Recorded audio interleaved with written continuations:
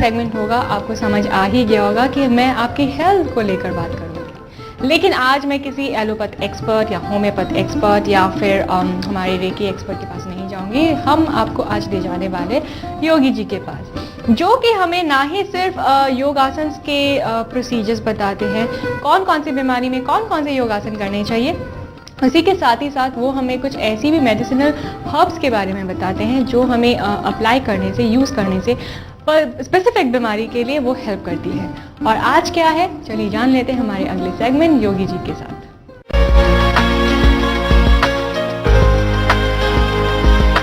Good afternoon friends, मैं हूं आपकी दोस्त शगुफ्ता परवीन और आप देख रहे हैं अपना फेवरेट प्रोग्राम हेलो डॉक्टर। हमेशा हमारे साथ मौजूद होते हैं हमारे योगी जी और ये हमें बताते हैं तरह तरह के बीमारियों का उपाय आसन के जरिए और बहुत सारी बातें करते हैं। तो आज भी हमारे साथ हमारे स्टूडियो में मौजूद है योगी जी और आज हम बात करेंगे एस्थमा की। एस्थमा सांस की बीमारी, ये किस तरह से होता है, क्या इसके असर है, क्या असर होता है इसकी हमारी ज़िंदगी पर। तो हम इन सारी बातों को लेकर चलते हैं योगी जी के पास। योगी जी, आपका बहुत बहुत शुक्रिया है हमारे स्टूडियो में आने के लिए। योगी जी, आप हमें बताएं कि ये एस्थमा सांस की जो बीमारी है ये किस तरह से होती है, इन्फेक्शन की वजह से होती है या फिर आजकल एटमॉस्फेयर बहुत ही ज़्यादा गंदा हो चुका है हमारा, बहुत धूल पोल्यूशन बहुत ज़्यादा है, तो इस वजह से भी होता है या फिर कोई जेनेटिक है ये? देखिए, पॉल्यूशन और धूल ये तो एक कारण है, लेकिन सबसे बड़ा कारण है कि हमारे शरीर में कफ बढ़ जाता है और कफ बढ़ के हमारा जो लंग्स है उनको जाम कर देता है। हमारी सांस की नली जो है वो कफ से जाम हो जाती है और सांस लेने में हमको असुविधा होती है। इसलिए अस्थमा का मरीज जो है वो हमेशा अपने साथ कुछ इस तरह की दवाइयाँ रखता है, इसको सांस खोलने के लिए उपयोग किया जाए। और कभी कभी इनहेलर लेना पड़ता है उनको सांस को करने के लिए, इनहेलर लेना पड़ता है। वो इनहेलर भी कुछ समय के लिए उनको राहत देता है, बराबर राहत नहीं देता है। अस्थमा को करने के लिए, ठीक करने के लिए हमें थोड़ी सी सावधानी की जरूरत है, क्योंकि अस्थमा मेनली दो तरह का होता है। एक अस्थमा वो होता है जिसमें केवल सर्दी के कारण से कफ बढ़ता है हमारे शरीर में और कफ प्रधान होता है हमारा अस्थमा। उसमें सबसे पहला काम ये है कि हम कफ को साफ करें।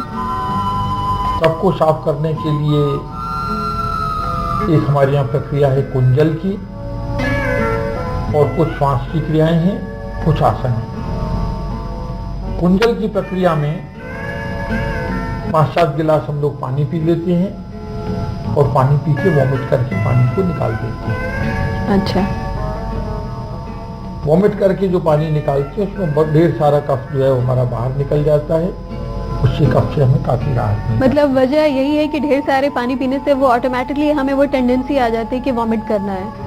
मतलब इतना पानी हम लोग पिएंगे कि उसमें सारा पानी जो है वो बाहर अपने आप निकलने लगे और उसको सीधे खड़े होके पानी को बाहर निकालते। दूसरी प्रक्रिया उसमें ऐसी होती है कि हम लोग प्राणायाम करते हैं और अगर कफ के कारण से बढ़ा हुआ है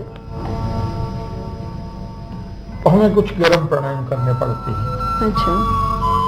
और गर्म प्राणायाम करने से कफ में हमको राहत मिलती है, अस्थमा में भी हमको राहत मिलती है गर्म प्राणायाम करती है।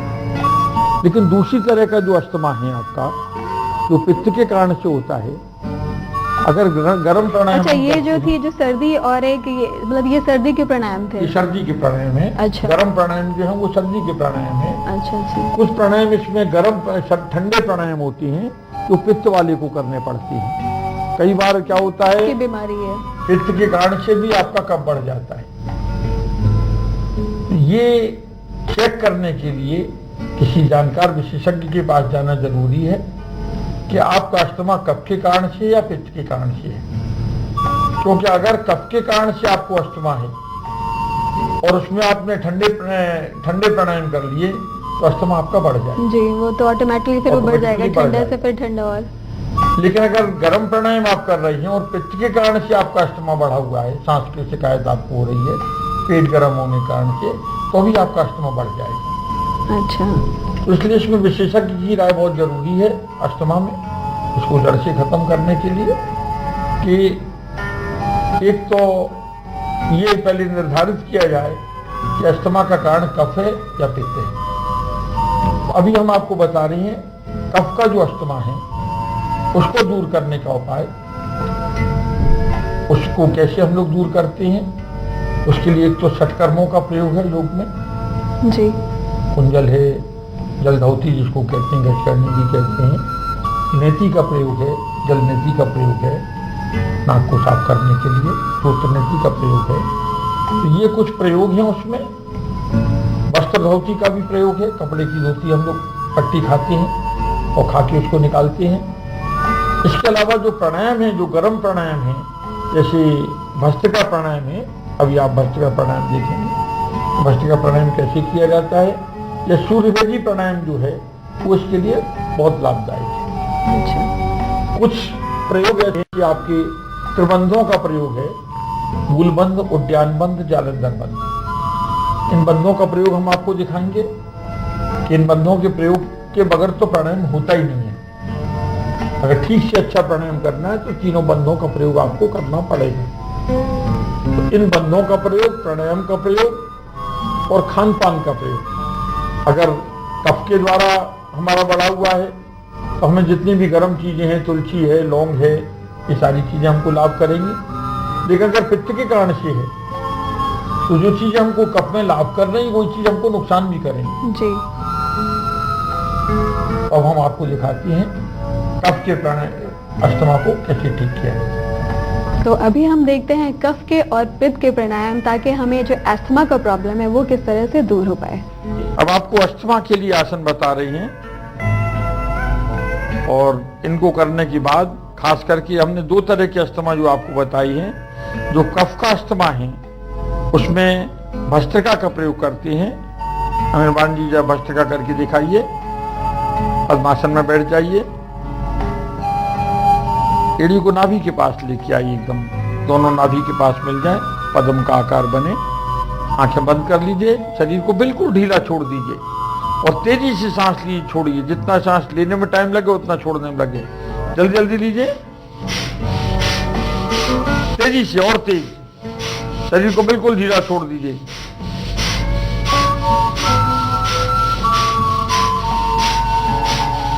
छोड़ दीजिए। ये भस्त्रिका प्राणायाम है। और इसके बाद शवासन करना बहुत जरूरी है। अब धीरे लेट जाइए सीधे, एड़ियां मिली हुई, पंजे खुले हुए, हथेलियों का मुंह ऊपर की तरफ, आंखें बंद। शरीर को बिल्कुल ढीला छोड़ते जाइए और शरीर के एक एक हिस्से पे ध्यान को केंद्रित करते जाइए और ढीला छोड़ते जाइए। पैरों के अंगूठों के ऊपर ध्यान को केंद्रित करते जाइए, ढीला छोड़ते जाइए। और इसी तरह से शरीर के एक एक हिस्से पे ध्यान को केंद्रित करते जाइए और ढीला छोड़ते जाइए। बिल्कुल शरीर को ढीला छोड़ दीजिए। भस्त्रिका करने के बाद शवासन करना अनिवार्य है। शवासन के बारे में कहा गया है, उत्तान शववद भूमौ शयनम तच्छवासनम शवासनम शांतहरम चित्त विश्रांत कारकम। ये शरीर की थकान को दूर करता है, शरीर के स्टेमिना को बढ़ाता है, शक्ति को बढ़ाता है और पूर्ण विश्राम शरीर को देता है। अगर शवासन का प्रयोग हम लोग 15 मिनट कर लें तो जितना हम 4 घंटे 5 घंटे में सो के जितना विश्राम पाते हैं उतना विश्राम 15 मिनट के शवासन के बाद पाया जा सकता है। नाक से धीरे धीरे पूरी सांस लीजिए, लंबी सांस लीजिए, मुंह गोल करके सांस छोड़ दीजिए। धीरे धीरे आंखें खोलिए और उठ के बैठ जाइए।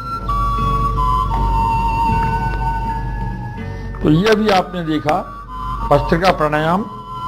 ये आपके अस्थमा के पेशेंट जिनको कफ का अस्थमा है उनके लिए काफी असरकारी प्रयोग है ये, और इससे वो अस्थमा पे विजय प्राप्त कर सकते हैं। तो योगी जी, अभी तो हमने देखा कि कफ के और पित्त के प्राणायाम से किस तरह से हम अस्थमा की जो बीमारी है उसको हम दूर कर पाएंगे, ताकि हमको जो भी प्रॉब्लम है, चाहे वो पित्त के जरिए हो या फिर हमें जो सर्दी की वजह से, वो हमें पता चल जाएगा कि किस तरह से। लेकिन इसके लिए ये ज़रूरी है कि हम पहले डॉक्टर के पास जाएं, ताकि वो हमारा पता चल जाए कि वो सर्दी से हो रहा है या फिर पित्त की वजह से हो रहा है। तो ये सारे प्राणायाम देखे हम लोगों ने, और मुझे तो समझ आ गया, और आपने भी ध्यान से देखा होगा। और ये सारे प्राणायाम को आप अपने घर पे ज़रूर करें। अगर आपको इस तरह के बीमारियों की शिकायत है, अगर आपको अस्थमा है, तो प्लीज़ पहले आप डॉक्टर के पास जाएं, डॉक्टर से जानकारी लेके आप उसकी जांच करवाएं कि आपको ये बीमारी जो अस्थमा है, ये सर्दी की वजह से या फिर आपकी पित्त की वजह से। तो ये पहले जानकारी ले, जानकारी के बाद ही इस तरह के प्राणायाम आप करें, और आप देखेंगे कि आपको बहुत फ़ायदा मिलेगा।